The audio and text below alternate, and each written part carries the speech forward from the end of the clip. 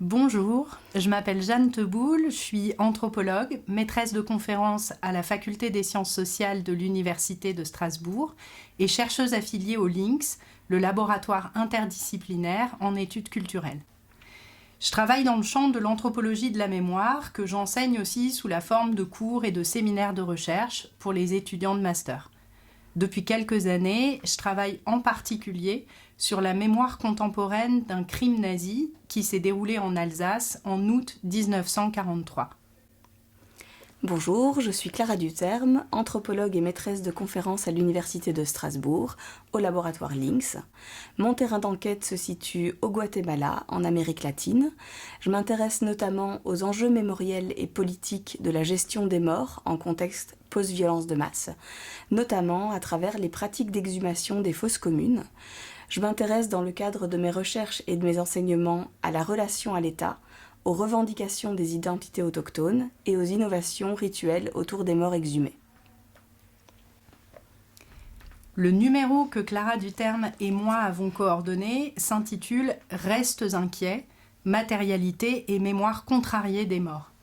Il s'inscrit dans le prolongement de travaux en anthropologie qui portent sur les restes humains, sur leur devenir, leur traitement dans différents contextes socio-culturels. Ce numéro s'intéresse en fait à l'articulation entre la matérialité de la mort et la mémoire des défunts pour comprendre l'impact du destin matériel des corps sur les processus de mémorialisation.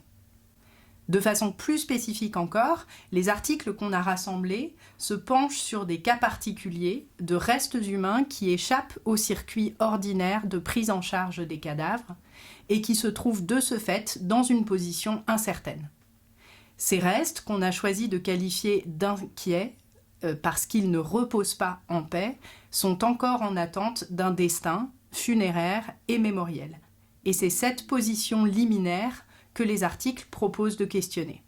La thématique de ce numéro a émergé dans le cadre d'un programme de recherche intitulé « Faire sien les morts incertains », financé par l'ANR, l'Agence nationale pour la recherche en France. Ce programme rassemble 5 chercheuses et chercheurs qui travaillent en France, au Guatemala, en Espagne, au Rwanda et en Colombie sur la prise en charge de restes humains problématiques issus des violences de masse. Depuis quelques années, la question de la place des restes humains dans nos sociétés a pris une ampleur considérable dans l'espace public comme dans les réflexions scientifiques, en anthropologie, en sociologie ou encore en histoire.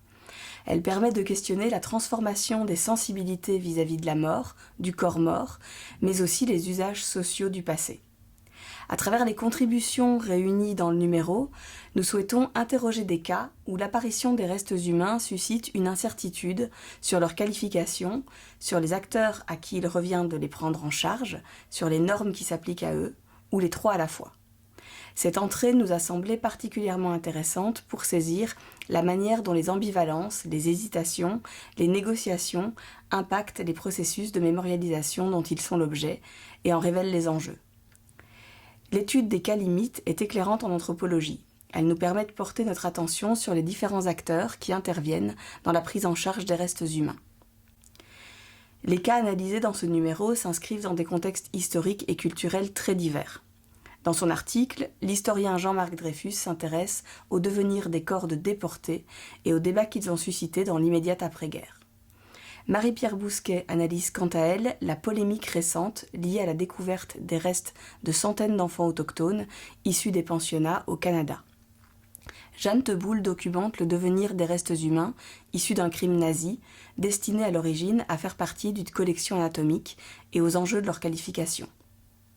Domiti Mignot-Flour s'intéresse au débat historique et mémoriel autour d'ossements exhumés au Mans, issus des guerres de Vendée, qui se sont déroulées au XVIIIe siècle.